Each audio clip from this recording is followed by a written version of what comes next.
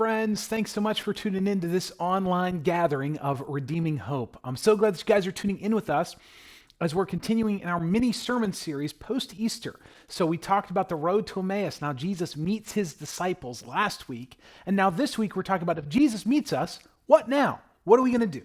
So before we get into that, I want to remind us of our vision. Redeeming Hope, we exist as a family of faith that follows Jesus and helps others find him by living all of life as missionaries of hope. This means that we want to truly follow the life and teachings of Jesus, but we're really open to wherever you might be on your spiritual journey. And so we want to thank you guys so much for continuing to tune in with us at this online gathering. We want to give you some ways that you can reach out to us. So at the bottom of the screen, there's going to be a text message number. If you've been tuning in, you need prayer, you need more information about following Jesus, you've got questions, you can text us, 931-326-4512. If you want to reach out to me, you can email me, josh@redeeminghope.org, or derek@redeeminghope.org. Or you can also join our church-wide Discord, ourhope.cc/Discord. Also, if you'd like to join the good work that God is doing here in Clarksville by partnering with us financially, we would certainly appreciate your support. You can do so at ourhope.cc/give, or you can find us on Venmo at Redeeming Hope. So we're continuing on in a little mini sermon series post-Easter. And so we looked at last week, the road to Emmaus, and this week we're talking about if Jesus meets us, what now? So let me just recap a little bit about what Pastor Derek, our co-lead pastor, talked about last week in a wonderful way over Easter. So it's the morning of the resurrection. Two disciples, they're walking away from Jerusalem. They're dejected, they're solemn, and they're confused. And we see why. Because they wanted Jesus. They had hoped that Jesus would be the Savior of Israel, but now he was dead. But what happens is a man meets them on the road and begins to talk to them, and that man is Jesus. But they don't recognize him. And they sit down for a meal at the end of their journey, and this is what happens. Luke 24, verse 31. And their eyes were open, and they recognized him. And he vanished from their sight. And they said to each other, "Did not our hearts burn within us while he talked to us on the road, while he opened to us the scriptures?" And they rose that same hour, and they returned to Jerusalem. And they found the 11, and those who were with them gathered together, saying, "The Lord is risen indeed, and he appeared to Simon." That's what they told these two disciples when they walked in the door. And then these two disciples, they told what had happened on the road and how he was known to them in the breaking of bread. So we see that with these two disciples, meeting Jesus inspired them to move, to act. They believed, and it changed the trajectory of where they were going. And then they met with the disciples. They actually came into community. And then as they were talking about these things, very next verse, Luke 24, as they were all kind of sharing their stories and corroborating their experiences, as they were talking about these things, Jesus himself stood among them and said to them, "Peace to you." And then Jesus said again, going to John 20, which further explains this interaction, Jesus said to them again, "Peace be with you. As the Father has sent me, even so I am sending you." And my friends, that's what we're going to be talking about today. Jesus meets us. What now? So our main point is that Jesus is inviting us into genuine faith, which changes our actions, changes others around us, and helps us be sent like Jesus as missionaries into the world. Now, this week, Pastor Derek was in a planned surgery. So he had a planned surgery on Tuesday. He was very gracious to schedule that after Easter, and he was coming out of surgery. So I sat with Heidi during the entire surgery process. The doctor came and talked to us. Derek got out, and he was in that immediate recovery room where he's kind of coming out of the anesthesia for an hour. And then they roll him up to where Heidi and I are sitting in his room, okay? So he's walking in, he's still extremely loopy, he's in anesthesia, and the very first words that come out of his mouth were, he looked at a nurse and he says, you could work for 1,000 years and never be more loved than you are right now. And then he turns to another nurse and he says, Jesus is enough for you. He's worth it. And he's completely drugged up. He's still under the anesthesia. but he just keeps talking to these nurses about Jesus. He tells this other nurse, he says, follow him, and he'll never let you down. You won't regret it. You can rest in him. And so Heidi and I are standing around, we're cracking up laughing, and under anesthesia, we can't get Derek to stop talking about Jesus. It just flowed out of every fiber of his being because that's who Derek is. And he could not stop himself talking about Jesus because he has had an experience with Jesus. He has met Jesus, and Jesus has changed Derek to such a degree that when his inhibitions are lowered, what naturally comes out is just talking about Jesus in the gospel. And so what we see is that we all, like Derek under anesthesia, we all share with others what we have a deep passion about and what changes us. We share what we love. We tell people good news about things that bring us goodness, right? That's actually what evangelism is. We're going to talk about the definition of evangelism in a minute, but I'm going to give you a hint. It means to share the good news. And here's the deal. We can evangelize anything. Evangelism is morally neutral. We don't just do this spiritually. We can evangelize a running community.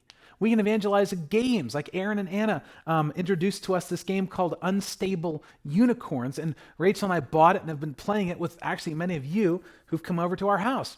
There's some new friends that moved down from New York this week. And we started talking to them about Rudy's Diner, right? So I am evangelizing Rudy's Diner when I tell these other people, hey, I've experienced this good thing and I want you to experience it too. So that's going to be talking about today, how deeply, authentically being changed by Jesus then motivates us to naturally share this message as missionaries. So my friends, if you and I are not deeply changed, we actually won't authentically share this message. We either won't share it at all, or we'll be shared in awkward or forced or unnatural ways. But if we are deeply changed, we actually join Jesus in his mission to change the world, and it will come naturally to you and me. So just 3 things today. Our faith drives our actions. Our faith naturally encourages others to meet Jesus. And our faith invites us to be sent like Jesus. So first, our faith drives our actions. Luke 24, verses 15 to 16. While they were talking and discussing together, Jesus himself drew near and went with them. But their eyes were kept from recognizing him. So we see at first, these disciples are walking away from Jerusalem towards Emmaus, and they did not recognize Jesus. And then this happens. And then their eyes were opened, and they recognized him, and he vanished from their sight. They said to each other, did not our hearts burn within us while he talked to us on the road, while he opened to us the scriptures? And they rose that same hour and returned to Jerusalem, and they found the 11 and those who were with them gathered together. So we see first the disciples are dejected, but they're open to Jesus. And they didn't recognize him at first. Actually, their understanding of Jesus was limited. But gradually, as they walked with him, as they heard him talking about himself, their hearts became ready in order to see him, for their eyes to be open. And we see that it was Jesus' work that opened their eyes, not theirs. They didn't earn anything. But it's Jesus that opened their eyes. And now they meet Jesus and they're encouraged, and then their direction changed. It says they rose that same hour. Immediately they retraced their steps. Their direction changed. They entered into community. They went back and found the disciples, and we see that they met Jesus again together. Now, what does that mean for us 2,000 years later? What now? My friends, you and I are invited into faith, first and foremost. We're invited to receive the work of Jesus on our behalf through hearing, believing, and then obeying this message by making Jesus Lord over our lives. We can be changed to be on mission if we truly hear, believe, and obey Jesus. That's what faith is. And when we're changed, we don't need any special training. We simply need to share our story with others. We don't have to manipulate environments to witness or evangelize. If we experience the good news of Jesus, we're simply drawn into community, and we're simply drawn into sharing that with other fellow Christians and with others around us. Now, I will add a caveat here. Some of us have been hurt by the church community. And what faith might look like is re-entering that community again. But what we see first and foremost is that for faith to drive our actions, we must first hear, believe, and obey, which is receiving Jesus. We actually must become a Christian in order to invite others to become Christians. So we got to hear it, believe it's true for us, and then obey by making Jesus Lord over our life. That's what it means for our faith to drive our actions. So our faith naturally encourages others to meet Jesus. Look with me at Luke 24:33-36. They found the 11 and those who were with them gathered together, saying, "The Lord is risen indeed and has appeared to Simon." So they walk into the room, and these two disciples that were on the road to Emmaus, the first thing they hear from the other disciples that were in that room that they just entered is, "Oh my gosh, Jesus appeared to Simon." Then these two disciples said, "Hey, we met him too." Then they told what happened to them on the road and how it was known to them in the breaking of bread. And as they were talking about these things, Jesus himself stood among them and said to them, "Peace to you." So we see the two disciples and the two groups of disciples immediately shared their responses. The disciples that were in the upper room said, "Hey, Jesus appeared to Simon." And these two disciples coming back from the road said, "Hey, Jesus appeared to us on the road." They began to share the good news. And that's what the word evangelize truly means. It comes from the Greek word euangelion, which means good news or gospel. So they begin to share the good news. And we share with others what we have a deep passion about and what changes us. And Jesus, meeting them on the road, changed them. And so immediately they began naturally sharing what changed them. And they didn't get trained in the 5 points of evangelism either. They didn't need a 5-point training. They just simply shared the story. When we share their joy, then it just becomes natural, right? And it's joyful for the people around them. So that's what the word evangelize means. The word witness is another thing. We think about a witness on a stand. It's a testimony of what you've seen and experienced. That's all it is. So when you take the witness stand, you just say, "This is what I saw. This is what I experienced." You try to be as objective as possible. You just share your story. And that's what, my friends, Jesus is inviting us into. And as these disciples shared, Jesus appeared, and the other disciples met Jesus as well. And we notice that they didn't need to conjure up an experience or a feeling. They simply shared the results of others meeting Jesus. Now, what does this mean for us 2,000 years later? What now? This is what we're invited to do. Model genuine faith to others like a missionary. So we celebrate, we act like missionaries here in Clarksville or wherever you're watching this from. We celebrate and mourn like a missionary. So we celebrate. Now, some of you know that Rachel is pregnant and we're expecting our first child and she's going to be a girl and her name is Autumn. So when baby Autumn comes, it's going to be natural for us to celebrate, right? I don't need a 5-point training on how to do that. I'm probably going to post some pictures on Instagram and Facebook. And I'm probably going to text people, right? And then it's going to start to go around that Rachel had the baby. And by God's grace, hopefully everything will be good. So if we celebrate in such a way that our identity is placed into this child, that's not demonstrating the gospel well. But if we can still celebrate this new baby, but do so in such a way that we're actually celebrating this baby just as stewarded to us by God for us to care for her and help her grow into being a follower of Jesus without placing the weight of our identity into her, that's how we celebrate well. But we also need to be able to mourn well, that like a missionary. So when difficult times come, our response is truly a megaphone to those around us. Everybody's watching you. They're observing how you respond when difficult times come. Will we get bitter, angry, stressed, or anxious? Or will we respond in faith, trust, and obedience? My friends, the proof of the Christian life is in the pudding. Our genuine faith is attractive to others.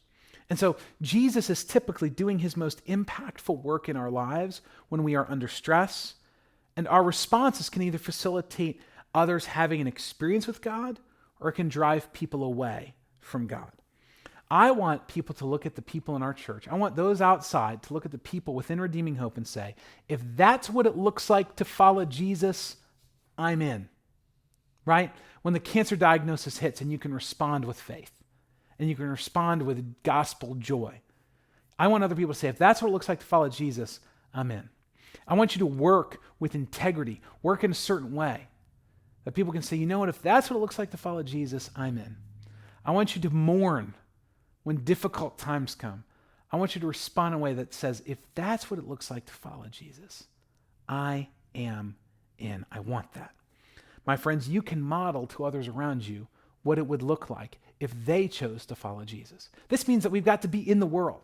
We have to live normal lives, work normal jobs. We can't be isolating ourselves. We can't be living in communes. We can't buy a big property, invite everybody to come and live so we can get away from the big bad world. No, we need to be reassuringly familiar to the people around us. We need to look and act generally like the people around us. But we also need to be intriguingly different. We need to respond differently when crisis hits. We need to respond differently when we celebrate. We need to not place our worth and our identity in our children or our job or our finances or our house.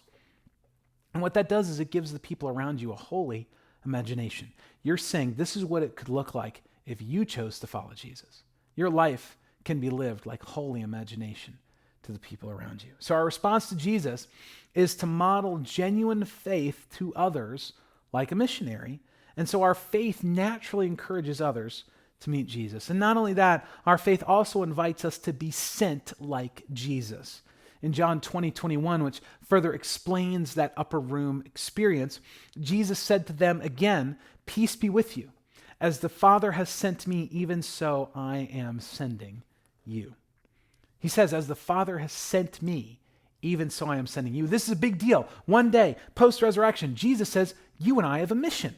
We are being sent out. And in the nature of Jesus' sentness, we are sent. And so in order for us to understand our mission, in order for us to understand how we're sent, we have to look at how Jesus was sent and then model our lives around that. So how was Jesus sent?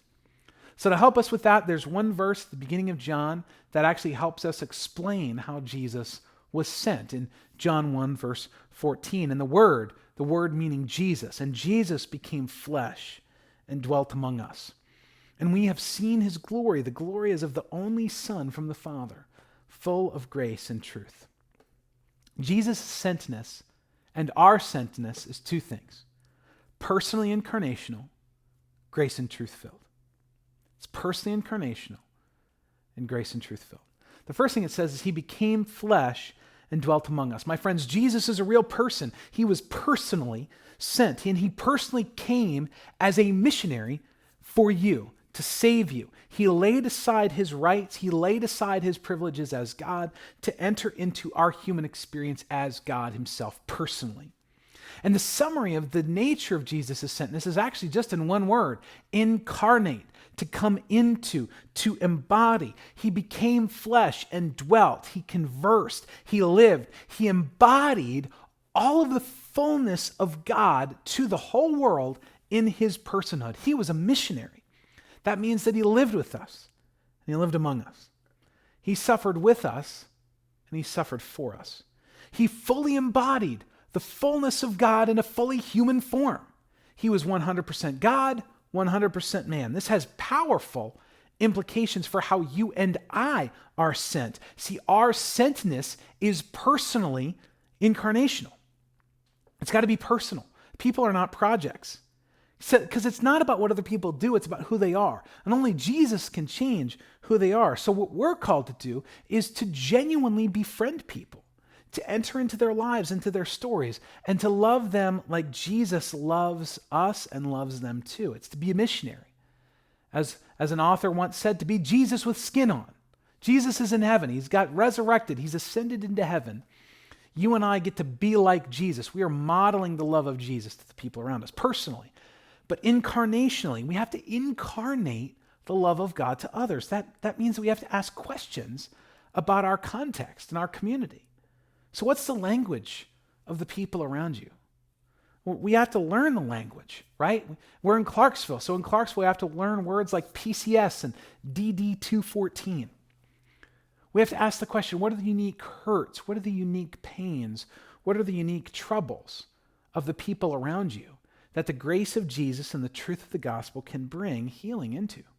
So we have to look, how can we incarnate the love of God into struggles? What are the unique burdens that our friends in Clarksville have? And how does Jesus bring freedom to those burdens? And how does Jesus speak to the soldier? How does he speak to the retiring officer? How does he speak to the military wife going through a difficult time? How does he speak to your friends and neighbors who are struggling relationally and in marriage? My friends, it cannot be project-based. This is why bullhorn evangelism is not the pattern of Jesus. He shared his life with his disciples, and my friends, you and I should too. But here's the thing. We are required by the sentness of Jesus to lay down our rights, to lay down our preferences, even from expressing our own political views or our own personal views on certain religious preferences, so that we can serve others with the grace and the truth of the gospel. Jesus laid down his rights. Jesus was falsely accused and did not defend himself. And so sometimes, for the greater love and the greater good, we are called to lay down our political opinions and not get into silly fights on Facebook. To lay down our opinions about vaccines and masks and COVID-19 and to lay them down so that we can model and express the love of Jesus to the people in our proximity. Because Jesus loves Republicans and Democrats and even independents too. He loves us all. And we don't want to limit our missionary efforts by expressing personal opinions that inspire silly arguments that don't matter in eternity. So we see that our call is to be personally incarnational. But another way that we're called is to be grace and truth filled. Jesus was full of grace and truth. Grace, my friends, Jesus extended grace to those who needed it. Those who weren't religious, who didn't look and sound and act like him. And wherever Jesus went, they were outcasts and sinners. The outcasts and the sinners loved him, and the religious people hated him because they didn't see their need for him. And so for you and me, our sentness is grace-filled. Our sentness needs to show grace, unmerited, undeserved, unearned favor towards others. Not hostility, not Facebook fights, not silly arguments, and not divisiveness. Undeserved, unearned favor towards everyone in our context. And that means that we truly have to embody the grace of Jesus. But not only that, we see it's full of grace and truth. Jesus communicated the truth of his Father's love to the people that he ministered to. And the truth of Jesus brings life. He said, I am the way and the truth and the life. No one comes to the Father but through me. That is a very restrictive truth, isn't it? That's a very harsh truth. He even told the disciples on the road to Emmaus that they were being foolish, that they didn't understand what he was all about. And Derek asked last week, can Jesus speak to you like that? And that's my question to you today. Can Jesus speak to you like that? And then the truth of the gospel then needs to flow out of us. We need to plainly explain and share the good news of Jesus. We need to evangelize Jesus, not our preferences. Evangelize Jesus, not our politics. Evangelize Jesus, not our preferred method of communication or preferred politician or preferred preference on medical issues. We need to plainly explain and share the good news of Jesus, which brings freedom and life when it's appropriate, when people are ready. So in summary, the sentness of Jesus and our sentness is personally incarnational and grace and truth filled. So Jesus invites his followers into a new way of viewing themselves in the world. Instead of screaming, I can do what I want, I have rights, I'm an American, Jesus calls us to lay down our rights, to be constrained in our speech by love for God and love for others that may feel differently than us. Now what? What now? Join Jesus on his mission to be personally incarnational, to be grace and truth filled. It's not about notches on your belt. It's about joining Jesus in his mission and becoming more like Jesus in the process. So this means being kind to your wife. Mission means being kind to your kids, not provoking them to anger. Mission means loving people genuinely and loving them well. And all of these things are part of your mission because you're going to model the gospel to others. Incarnate it to your family. Incarnate it to your spouse. Incarnate it to the people around you. And to be grace and truth-filled. So our response to Jesus is to be sent as personally incarnational, grace and truth-filled missionaries. So as we mentioned a few minutes ago, Jesus, the main point for today is that Jesus is inviting us into genuine faith, which changes our actions, changes others around us, and helps us be sent like Jesus as missionaries into the world. So we have three responses to Jesus that we're invited into. One is to hear, believe, and obey. Hear the truth that he's resurrected. Believe that he died and was risen again for you because you need him. And obey by making Jesus Lord over your life. That's faith. And that means that faith will then begin to drive your actions. Second response, our response to Jesus is to model faith like a missionary. So our faith naturally encourages others to meet Jesus. And finally, our response to Jesus is to live incarnational, grace and truth-filled missionary lives. It's to live as incarnational, grace and truth-filled missionaries. And so that means that our faith invites us to be sent like Jesus. So if you look back over the course of your life and you have not heard, believed, and obeyed this message by making Jesus Lord over your life, are you struggling with purpose? Are you struggling with meaning? My friends, hearing, believing, and obeying, truly giving your life to Jesus and submitting to his lordship over your life, it gives your life an eternal impact. It gives you purpose, meaning, significance, and value in this world, because then you can then join in God's mission. Now, if you are a follower of Jesus, are you struggling to share your story with others? Maybe this needs to be more real to you. When you see someone that was dead and is alive again, you believe them. That's an impactful thing. And so our hearts yet are forgetful. We have forgetful hearts. And so we need to remind ourselves of the gospel. So we need to be in groups. We need to come consistently to the gatherings. We need to pray sincerely and frequently for those in our context. And we need to live life as sent ones, personally, incarnationally, which means that it's personal, it's incarnational. Grace and truth-filled, with deference towards others that might not believe the same things we do, with care for them. And so Jesus is inviting us into genuine faith, which changes our actions, changes others around us, and helps us be sent like Jesus as missionaries into the world. So if you're a follower of Jesus, you're called to be a missionary. And I want you to be good missionaries. And I want you to be missionaries that demonstrate grace towards others, that speak the truth when necessary, the truth about Jesus. I want you to live as ones who are joining Jesus on his mission because you've been changed by him personally. My friends, thank you so much for tuning in with us today. I hope you have a good week, and we'll see you soon.